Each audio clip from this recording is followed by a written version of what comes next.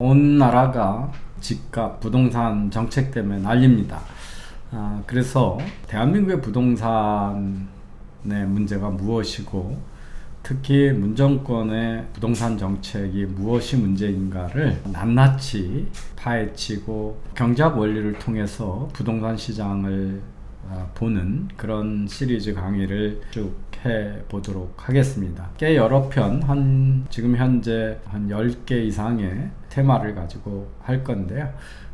오늘 첫 시작을 하도록 하겠습니다. 첫 번째는 문정부가 서울의 집값을 얼마나 만만히 보았고 경제를 현실을 보는 능력이 없는가에 대해서 한번 살펴보도록 하겠습니다. 제목은 서울 집값은 오를 수밖에 없었다. 문정권 하에서 이런 제목입니다. 왼쪽 편에 우리나라의 주택의 미분양 현황입니다. 보시면 2010년에 전국에 8만 8천 채의 집들이 안 팔려 있고 그 중에 수도권에서 한 3만 개, 서울에서 한 2,729채의 집이 팔리지 않았었습니다.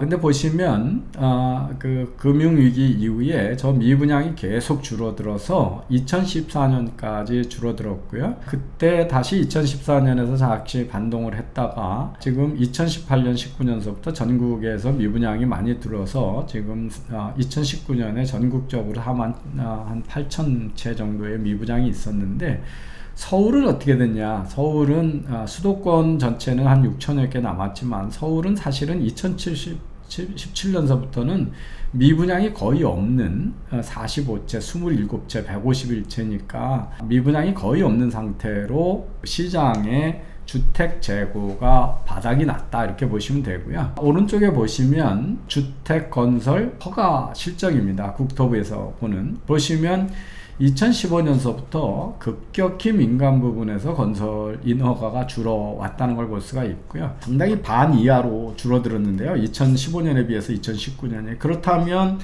민간의 공급을 늘리거나 공공 부분이 그걸 해줘야 되는데 공공의 건설도 거의 늘어난 게 없었다라는 거죠. 그래서 공급이 신설주택에 대한 공급이 절대적으로 줄어들었고 수도권에서는 많이 줄어들었다는 걸 볼 수가 있죠. 우리나라에서 보시면 빨간 게 착공이고요. 점선 까만 게 준공입니다. 그래서 보시면 대충 착공해서 준공까지 한 2년 정도, 2, 3년 정도의 시차가 있다는 걸 볼 수 있으면 2015년서부터 19년까지 계속 급격히 인허가가 줄었으니까 준공이 돼서 공급되는 양도 계속 줄어들었다는 걸 알 수가 있습니다. 수도권 인구는 어떻게 됐냐 보시면 수도권의 유입과 유출을 보시면 70년대 80년대 수도권으로 인구가 대량 몰려들었고요. 산업화하면서 그러다가 그게 2012년서부터 줄어들기 시작을 해서 2011년서부터 16년까지는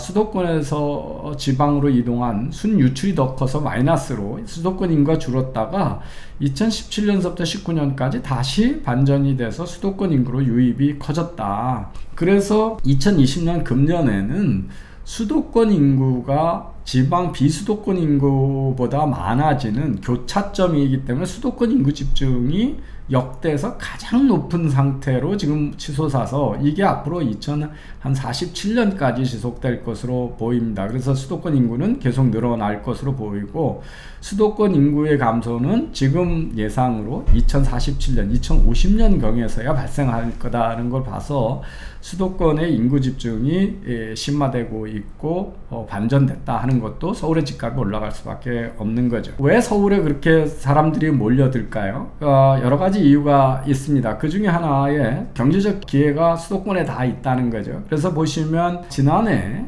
100억 이상의 대규모 투자를 받은 스타트업의 투자 건수가 총 78건인데 서울이 65건, 경기도가 9건에서 서울이 85%, 경기를 포함한 수도권에서 93%를 차지하고 지방 전체는 7%밖에 되지 않습니다. 그리고 서울에서도 구청별로 보면 서울의 65건 중에 강남구가 34건, 서초구가 6건이어가지고 소위 이 강남 상구와 서초구가 합치면 40건이 돼서 수도권에서도 요 4개 구에 지금 강남구하고 서초구 2개 구에 지금 61%가 모여 있다라는 걸 볼 수가 있죠.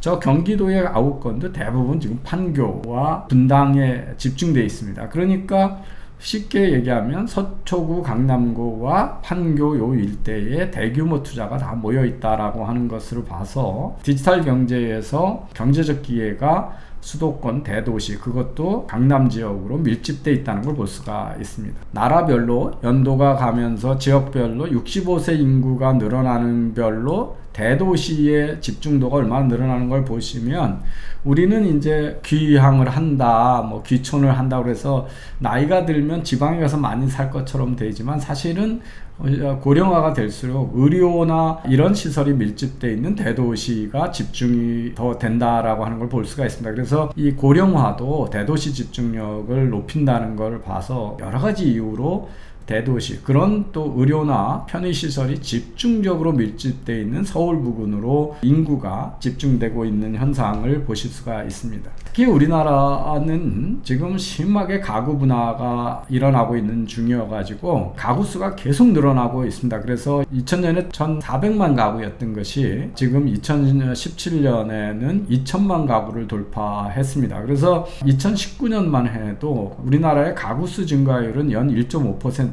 수도권의 가구 수 증가는 그보다 더 많습니다. 왜냐하면 수도권이 유입되는 인구가 대부분 20대이기 때문에 1인 가구입니다. 그래서 가구 분화로 1인 가구와 2인 가구가 급증하고 있다는 것도 집이 부족하는 원인 중에 하나가 되고 있습니다. 또 하나는 2015년에 비해서 각국별로 2019년 3분기에 집값이 얼마나 올랐냐고 보면, 대부분의 나라들은 2008년 9년에 금융위기 이후에 경기가 호전되고 금리가 내려가고 양적 완화가 되면서 대개 집값이 많이 올랐는데, 그 2005년에 비해서 2019년 3분기까지 집값이 전혀 오르지 않은 나라가 대한민국이고요. 우리나라보다 더 집값이 싸게 유지되고 있는 나라는 터키, 이탈리, 핀란드, 에스토니아, 러시아 정도입니다. 러시아는 뭐 상당히 그 석유값 하락하고 경제 제재 때문에 경제적으로 침체를 겪고 있으니까 그렇죠. 그래서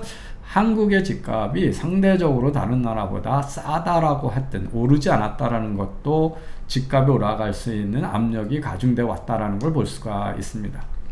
특히 2017년서부터 19년 이 문정부가 들어오는 때서부터 우리나라의 기준금리가 미국보다 싸졌기 때문에 우리나라에서 집값이 올라갈 수 있는 금융 환경이 조성됐다라는 것도, 특히 서울의 인기 있는 지역의 집값이 올라갈 것이라고 하는 것들을 충분히 예상 가능했었다라고 하는 걸 볼 수가 있죠. 아니나 다를까 보시면 지금 제가 2015년에 비해서 2019년까지 대한민국의 집값이 그렇게 오르지 않았었다라고 하는 거를 상대적으로, 물론 이거는 이제 지방까지 다 포함한 겁니다. 서울만 본 건 아니고. 그래서 2016년부터 우리의 주택의 구매 수요가 폭발했습니다. 그래서 2014년에 자가 보유율이 53.6%에서 2019년에 58%로 올라갔습니다. 이게 4.4%가 자가 보유율이 올라간 거니까 우리나라의 한 2011만 6천 가구 중에 4.4%는 무려 90만 가구 정도가 됩니다. 그래서 집 없던 가계 중에 90만 가까운 가구가 집을 지난 3년 사이에 산 겁니다. 그래서 수요가, 금리가 낮아지면서 그리고 전세금이 계속 올라가면서 집에 대한 수요가 폭발했고, 이건 좋은 현상이죠. 집 없던 사람들 중에 집을 산 가구가 90만 가구 가까이 늘어났다라고 하는 거죠. 그래서 이 2015년, 6년, 7년 이런 데이터를 쭉 보면 우리나라에서 집값이 공급이 많이 확대되지 않으면 수요가 급격히 늘어나고 있다라고 하는 여러 가지 정황 증거들이, 지표들이 이미 집값 상승과 수요 증가를 가리키고 있었다 하는 겁니다. 특히 이제 우리나라의 새로운 주택에 대한 수요는 다른 나라보다 높습니다. 왜냐하면 우리나라가 가계 문화가 급격히 빠르게 진행되는 거라서, 그래서 노인과 청년에 대한 주택 수요가 많이 늘어나고 있는 거죠. 그래서 소득이 낮고 가족의 인원수가 적은 1인 2인 가구들한테는 기존의 방이 3개짜리 이런 중산층에 의했던 과거의 아파트라는 것은 필요하지도 않고 감당할 능력이 있는 집이 아닙니다. 그래서 우리나라에서 작은 아파트, 작은 주택에 대한 소형 값싼 주택에 대한 수요가 급증하고 있다는 거고요. 몇 번 말씀드렸지만 소득 수준에 맞는 품질이 높은 주택이 필요하다. 우리나라의 80년대만 해도 단독주택하고 연립주택이 대부분이었고 아파트는 상당히 희귀한 거였습니다. 그런데 그게 이제 2000년대 되면서 아파트라고 하는 여러 명이 모여서 사는 가구들이 60% 가까운 비율을 점유하면서 많은 형식의 변화가 있었고 지금 가족과성의 변화, 또 차량에 대한 많은 사람들이 다 차를 몰고 다니는 사회, 그리고 냉장고도 여러 개 두는 사회, 뭐 이러면서 그 지금의 생활에 걸맞는 주택 그리고 품질이 맞는 주택에 대한 수요가 상당히 높다. 근데 우리나라는 개수는 많지만 지금 3만 불 시대에 신혼부부들이 살고 싶어 하는 집들, 아마 과거의 주택하고 최근의 아파트를 보시면 우선 그 부엌서부터가 많이 다른 걸 알 수가 있습니다. 옛날에는 부엌은 아주 작고 협소했는데 요즘은 부엌 같은 것들이 상당히 주부가 직장생활하면서 쾌적하게 또는 더 편리하게 할 수 있게끔 부엌의 공간이 넓어지고 거기에 많은 가구들이 들어가 있다는 걸 볼 수가 있습니다. 어느 나라나 역사적으로 이 부자 동네의 집값은 상당히 높습니다. 그래서 위에 보여드리는 왼쪽의 그래프는 미국의 도시들 중에서 이 땅값이 제일 번화한 상업지역으로부터 거리가 이렇게 한 1마일씩 높아지면서 땅값이 얼마나 낮아지는가를 보면 많은 경제활동이 집중되는 지역의 땅값으로부터 외곽적으로 갈수록 땅값이 급격히 멀어지는 거기 때문에 우리나라는 지금 이게 그 대치동의 소위 파락군에서 학원가로부터 1km 멀어질 때마다 아파트 가격에 엉뚱한 격차를 보이는 것처럼 보여집니다. 그리고 이제 부자들의 좋은 집은 대표적인 사회적 신분을 나타내는 위치제이기도 하고 과시제이기도 합니다. 그래서 부자들의 뭐 다른 나라 가든 역사적으로도 궁궐이나 맨션이나 이런 것들은 우리 보통 사람들이 생각할수록 턱없이 높은 가격의 집들이 있게 되는 거죠. 그래서 자동차의 비싼 자동차들은 일반 서민들이 볼 때는 말도 안 되게 이제 비싸죠. 그래서 여기 보시면 그거를 이제 위치제라고 합니다. 그래서 사회적 신분을 나타내고 싶어서 막 이렇게 포르쉐 뭐 스포츠카를 몰고 다니고 그러죠. 그러면 이제 그걸 못 사는 사람들은 여기 지금 보시면 나는 저런 차는 가스 많이 쓰고 그러기 때문에 지구 온난화를 위해서 안 탄다 뭐 그러지만 사실은 이제 살 수가 없기 때문에 안 사는 거죠. 그래서 남한테 이렇게 보여주기 위해서 하는 그거를 이제 위치제라고도 하고 비쌀수록 더 많이 사는 거, 이거 베블린 효과라고 그럽니다. 그래서 이런 것들은 집중에서도 그런 게 있어서 어느 동네에 사는 것들의 부자들은 그 동네의 집값은 특이하게 많이 오르는데 보통 이제 경제학에서 재화를 나눌 때 전에 설명을 드렸으면 공공재하고 일반 사적인 우리가 일반재가 있습니다. 그래서 일반재라는 거는 내가 소비할 때 상대방은 소비 못하고 또는 돈 안 낸 사람은 못 쓰게 하고 이런 것들이 이제 일반재고, 공공재는 공원 같아서 내가 즐기는데 다른 사람 즐기는 게 방해가 안 되고 또는 어떤 사람만 들어가라고 못 하는 거, 이런 것들이 이제 배제성이 없는 상품을 우리가 공공재라고 그러는데요. 이 포지셔널 굿은 이 일반적인 재화하고 좀 또 다릅니다. 이게 뭐냐면 더블 라이벌이라고 그러고 더블 익스클로더빌리티가 있는데 이게 뭔 얘기냐 하면 보통은요 어떤 재화를 제가 빵을 먹는데 제가 먹는 빵은 다른 사람이 먹질 못하죠.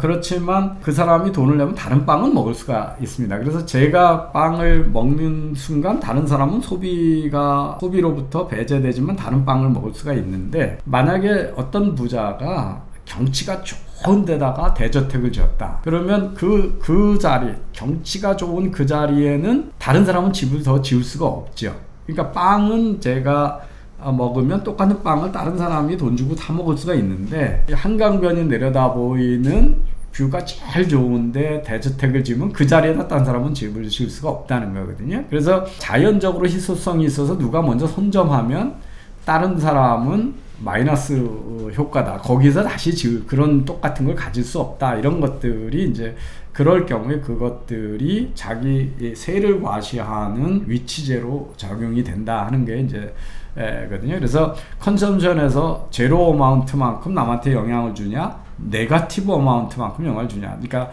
제가 소비함으로써 다른 사람은 마이너스 1이다. 그러니까 거기는 다시는 쓸 수 없다. 이렇게 되는 거죠. 그래서 우리나라에서 이제 강남구에 있고 뭐 분당에 살면 천당구에 분당이 있다 그러면 분당에 집이 몇 개 없으면 거기 사는 사람이 있으면 다른 사람은 분당 가서 다시 살 수가 없는 거죠. 이런 것들이 그래서 어느 나라나 부자들이 사는 모습은 상당히 그 위치제적인 성격이 있어서 집이 과시적인 어느 동네에 사고 이런 것들이 이제 자랑거리가 돼서 그 지역의 집값들은 많이 오르게 되는데 우리나라에서 어느 순간 강남 8학군하고 분당이 좋은 지역이고 거기가 부자들이 사는 동네가 되면 그렇게 위치제로 인식이 되면 그때의 가격은 월등히 먼저 많이 뛴다는 겁니다. 옛날 집에 큰 저택을 졌던 귀족들이 이렇게 성에 보면 성루처럼 타워를 쌓죠. 저 타워는 사실은 잠자고 그런 방이 아니거든요. 저거를 짓는 데는 어마어마한 돈이 듭니다. 그래서 저 성루는 사실은 거기 올라가서 전망 구경하는 게 1년에 얼마 되겠어요? 그런데 저거는 뭐냐면 부의 상징을 위해서 만들어 놓은 투자거든요. 그래서 저게 대표적인 과시형 투자라는 거죠. 그래서 조선시대 때도 한강변에 경치 좋은 데가 이런 과시성 부동산 투기의 핫 플레이스였다라고 하는 이야기가 있습니다. 그게 뭐냐면 지금 압구정동이 한명회가 지은 압구정이라고 해서 기록인가요? 오리들을 볼 수 있는 정자다. 그래서 압구정이잖아요. 그래서 그런데 최근에 국사편찬위원회인가요? 거기서 조선시대 중기의 양반 벼슬을 잠깐에다가 가난하게 살던 부제라고 하는 호를 가진 사람의 일기를 번역한 게 있는데 거기 보면 한강변에 경치 좋은 데마다 부자 그 권력을 가졌던 사람들이 정자를 하나씩 지어가지고 정자 개수가 몇십 개가 있었다는 거죠. 근데 실제 그 정자를 지은 부자들은 거와 다 궁안에서 권력 다툼하고 하기 때문에 거와서 즐기지도 못하는데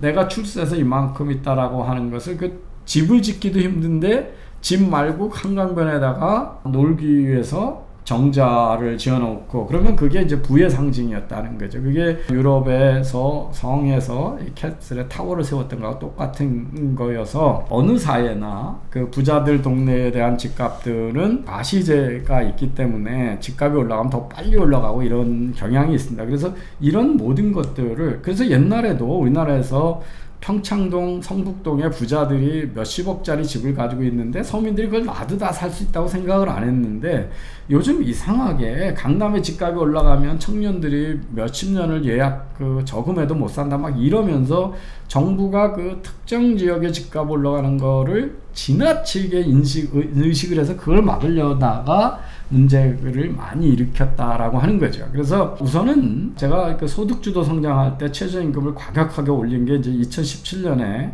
최저임금위원회가 두 자리 숫자로 올려가지고 2018년에 큰 충격을 줬고 지금까지도 자영업자들이 몰락하고 자영업 쪽에서 고용이 없는 자영업자를 급증하고 고용 있는 자영업자는 망하게 만들었던 것들이 우선은 그 제도 자체가 과격했지만 우선은 그거는 경기가 좋았을 때 적용해도 기업들이 감당하기 힘들었을 텐데 2017년부터 우리나라의 민간 투자가 급격히 줄어들고 있어서 기업들이 우리나라 경제가 안 좋아질 거를 알고 이미 투자를 줄이고 있는 와중에 임금을 올려서 큰 문제를 일으킨 건데요. 즉 현실의 통계를 잘 보고 어떤 정책을 써야 되는 거를 해야 되는데 우리나라의 집값은 2016년서부터 특히 수도권 집값은 공급이 굉장히 부족하고 수요가 크게 늘어날 수밖에 없었다. 그래서 공급을 늘리지 않으면 이 수요가 급증하기 때문에 가격 인상이 예고되고 있었다라는 거죠. 그런데 공급이 부족한데도 단기적인 수요 억제책만 쓰고 공급을 제한하는 데만 지금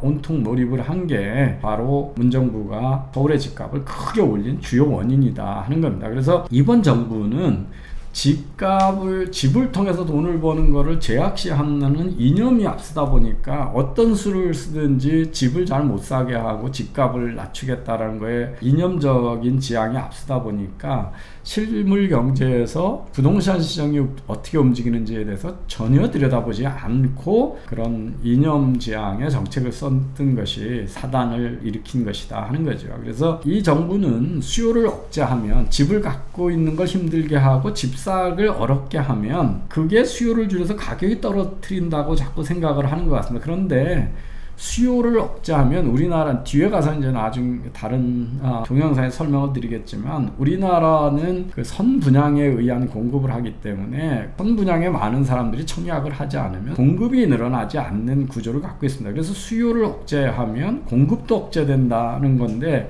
수요 억제를 통해서 수요를 줄여놓으면 공급 부족을 그걸로 막겠다라고 하는 겁니다. 근데 앞에 보셨듯이 수요가 억제가 잘 되지도 않고 수요가 폭발적으로 늘어날 수 있는 환경은 이미 오랫동안 서울에 2015년서부터 우리나라의 신규 주택 공급이 줄어들고 있고 미분양 주택이 다 없어졌고 2015년서부터 저금리 때문에 집을 새로 마련하는 집들은 많이 늘어났고 우리나라에 구조적으로 가계분화가 빨리 일어나고 있고 수도권 집중이 강화되고 있고 경제력 집중도 수도권에 강화되고 있다는 사실 모든 지표들이 서울의 집값의 상승을 예고하고 있었음에도 불구하고 공급을 늘릴 생각을 하지 않았다.